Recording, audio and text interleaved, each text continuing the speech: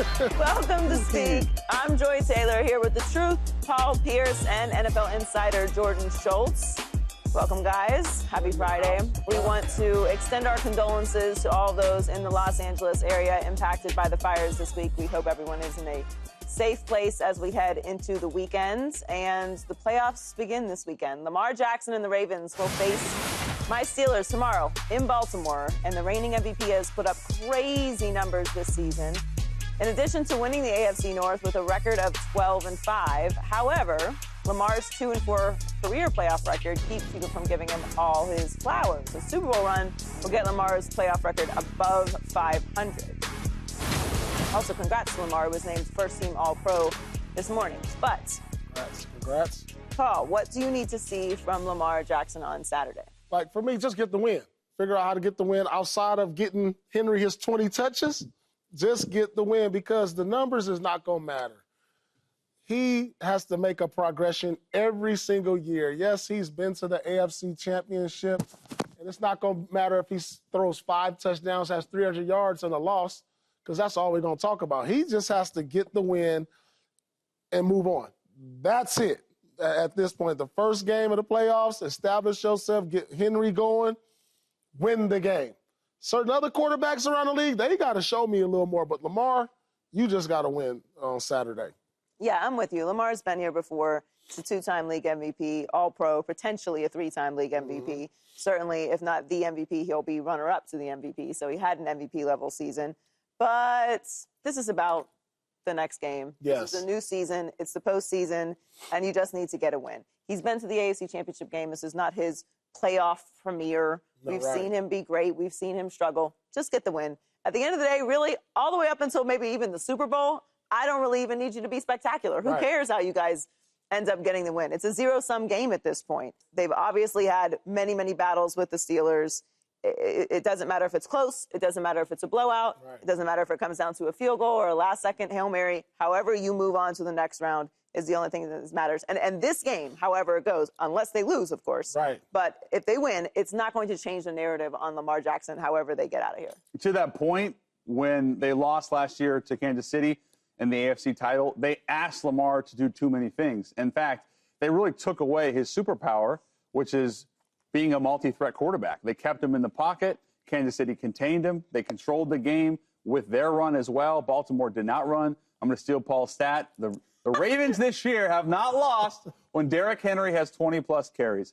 Run the football. Get him the ball, 20-plus Run the football. And as a matter of fact, Lamar will be more dangerous and more comfortable if that happens. But if they get away from the game script, let's just say hypothetically, Pittsburgh gets up 10-0. The Ravens turn it over a couple times. Zay Flowers not playing. They're not in sync for a quarter or two. Todd Monken, use that example last season and use what you've learned this year to realize that Lamar Jackson, at his best, 40-plus touchdowns through the air for the first time in his career, potential third MVP, at his best is multi-threat. You're moving him around the pocket, and you're not asking him to throw the ball 45 times a game. Well, speaking of turnovers, Lamar has thrown an interception in each of his his starts against the Steelers. This year, both? He's thrown an interception in each of his starts against the Steelers. A career record against the Steelers is 2-4. We've also seen the Steelers' defense regress considerably the last month, and we haven't seen them regress. Concern. We've seen them disappear. So why? I don't know where they went. They're literally been in the closet for like a month. Well, are you giving the Steelers a chance in Baltimore? I would like to give them a chance. I mean, they're 2-4, but the thing is, the Steelers haven't won in Baltimore since like 2020, and the way the Steelers have been trending down and the way that the Ravens have really been trending up defensively, I don't think a lot of people talk about it. They've been a top 10 defense over the last 6-7 weeks of the season, and I know that's one of the things we talked about this year, and we already know what they are, an explosive offense. And what they are, I just can't see Lamar at this stage of his career losing this game. At home, they have momentum the way they've been playing. Steelers are trending the other way. I don't see it at all. To that point, though, Mike Tomlin in the playoffs, like I know Pittsburgh has been bad the last month, and actually Russell has struggled as well. The offensive line hasn't been good. Pickens hasn't been the same guy.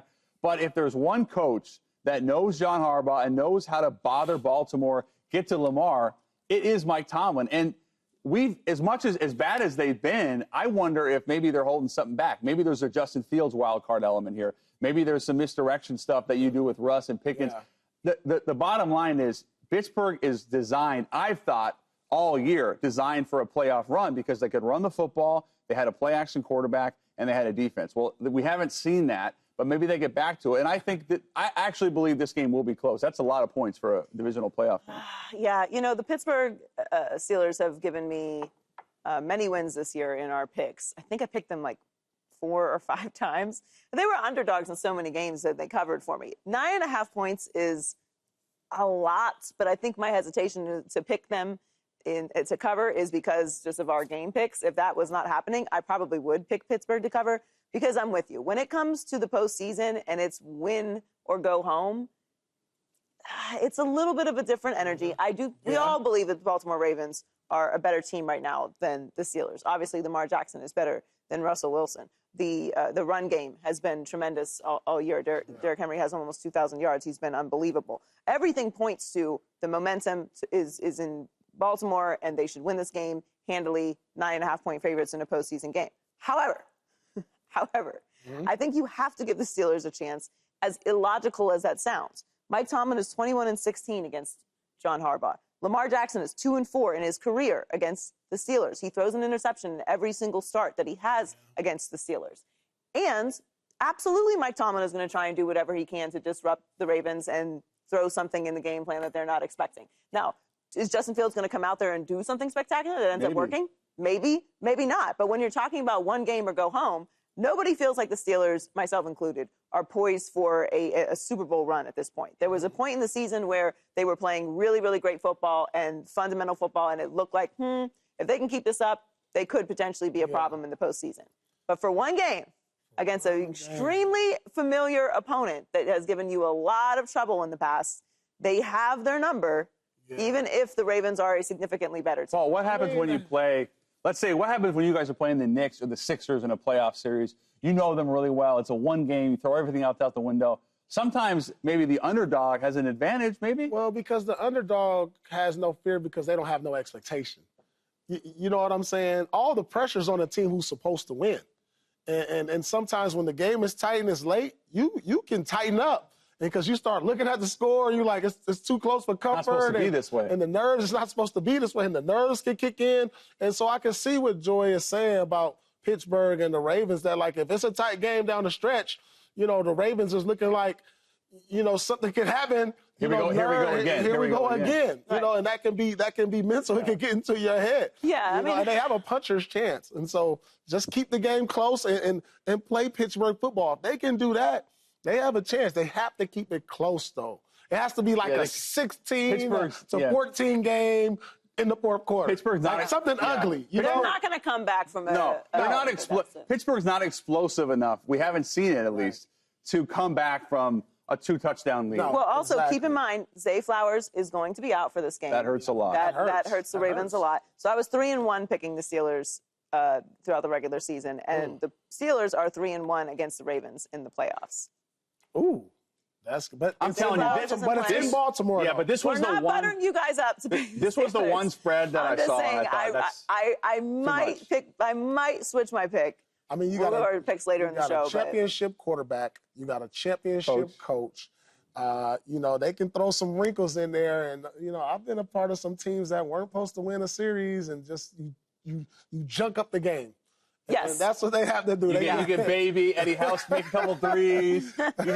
No. I'm talking about way worse teams. Oh, way worse teams. Those are the good teams. You're talking about, like, give me a guy that maybe got hot. These is me and the Antoine Walker days where it's just like we got a puncher's chance. So if we both get 30. You are right. If they keep it low scoring, if they mess things up, if they get a couple turnovers and capitalize on them, it could definitely be a game. But the one element of it that the Steelers don't have is they aren't completely free of expectations. There is some heat on Tomlin. There's some heat on Russ. There's some heat on the team overall. There's certainly some heat on George Pickens. We'll talk about him in a second. So it's not like they're like they're not like Washington. They're not Denver, where they're totally playing with house money.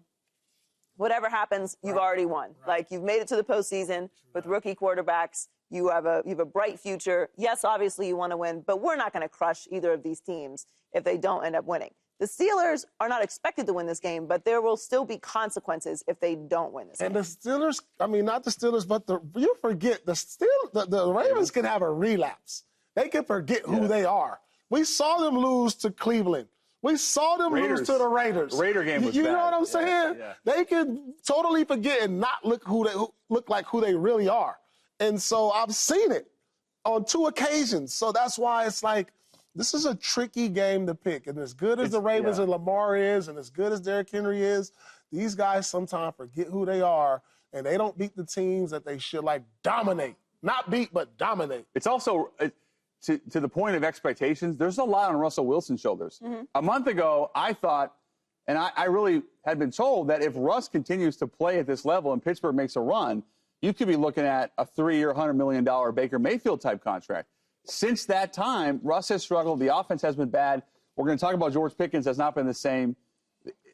The amount of pressure, I would say the 2 quarterbacks, maybe Lamar as well. I know we talked yesterday about pressure on quarterbacks, but Russ has pressure and Darnold. Those are the 2 guys that their futures directly depend on. Oh, yeah, they're literally playing for their future. The other guys, we're talking about pressure as far as legacy goes. Those guys are playing for contracts. That's a different type of pressure. George Pickens last week had only 1 catch for 0 yards on 6 targets. But after the game, Russell Wilson backed up his wideout. Let's take a listen. All right, Joy. Do you still have belief in George Pickens? Because this is your squad now. This is the wild card right here, George Pickens. What is your belief in him? I think he has to go out and prove what he's made of. I'm shaky in my faith right now. That last game was not what I expected, because I expected after the, whatever drama whatever you want to call it. Truth, post bag. That he would step out. Okay, Truth, I see you. Yeah. Doing great. Good job. That he would step out and have a big game, right? Like when you kick up some dust and you're asking for the ball, you got to go out and deliver. That's what great players do, and he is a great player. We know he's emotional. We know he can, go off the handle sometime. I don't have a problem with that. I encourage that, actually, as long as you deliver. But you can't do all this and then not come through, especially in the biggest moments.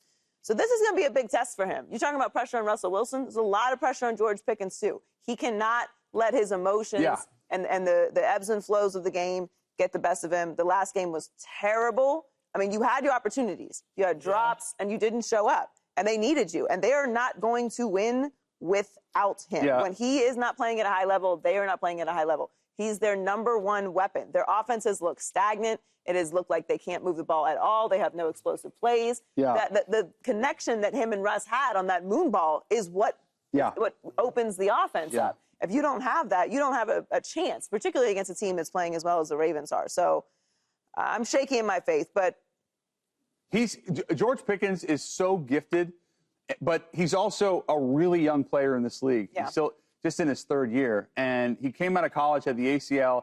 This is his first truly dominant season up until the last month. If I'm Arthur Smith, coming from Atlanta, the OC now with Pittsburgh, if I'm Arthur Smith, I'm looking at it like getting a scorer involved early, Paul. When you haven't necessarily been on a good rhythm, maybe the last few games you're shooting like 28% from 3, you know something's not quite right.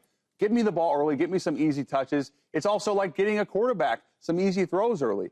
Get him involved. And I believe if I'm Pittsburgh, if I have George Pickens a part of the game plan early, it'll pay dividends as the game goes on, especially when it really matters. So that's my real message to Pittsburgh. See, you saying that makes me not be a believer. No, but you've had games when you haven't been involved. No, and this is what I'm saying. If you're saying that and you're saying what you're saying, if I'm the Ravens and I know he's the key to unlock this offense, you know what? We're going to take him out the game early because you know what? He's talented, but he's a little immature. He showed he's been immature, and he can get frustrated. So if he doesn't get the ball early, there's going to be some frustration that's going to kick in. And I think that'll be the Baltimore Ravens game plan. Let's take him out the game early because late in the game, he's going to drop the ball. He's going to get frustrated and when things don't go his way. But that's part of growing as a player. He'll get to that point, but you the Ravens, I just can't put a lot of faith in him, though. He hasn't shown that. But you can manufacture touches, just like you can manufacture points for a score.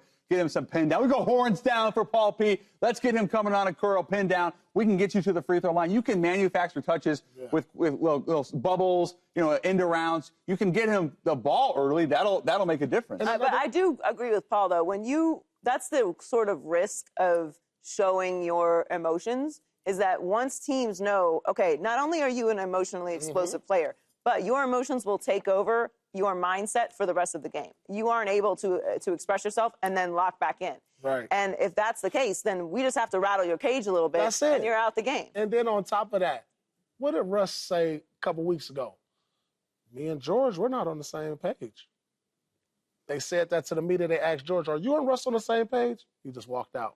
And then the next week, the last game of the season, they still wasn't on the same page because the way he was dropping the ball and the routes. So it doesn't seem like that this is going to be something that's going to get them over the top, or something that's just going to like cure itself in the biggest moment. Won't cure itself. That's why if you're Arthur Smith, you have to be very deliberate about getting him the football. You do, and this is a good opportunity for the Steelers and Russ and George Pickens. Because, look, you are 9.5-point underdogs. You finished the season on a 4-game losing streak.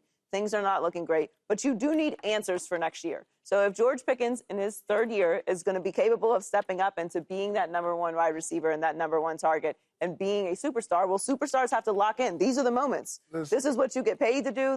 These are the moments that get you paid more money, is when you show up in the biggest moments. So this is an actual opportunity for him to show what he's made of and that he's capable of helping them in this situation. There's some guys on the Steelers right now, and I guarantee this, Joy, and I don't even, just being an athlete, there's some guys on the Steelers right now who have their bags packed, ready for a vacation. Wow. I've been on teams like that, going into the first Limping round. into the playoffs? Limping into the playoffs. They know in like a week and a half, they already got the plane tickets, bags is packed. Because if you don't, you got to spend another extra week in town.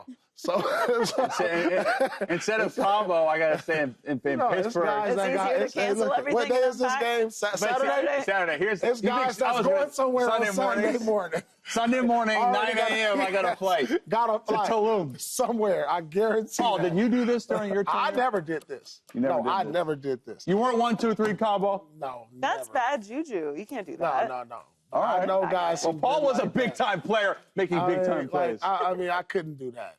It's disrespectful to the game. It is. It is disrespectful, but I know guys that's doing that. Right.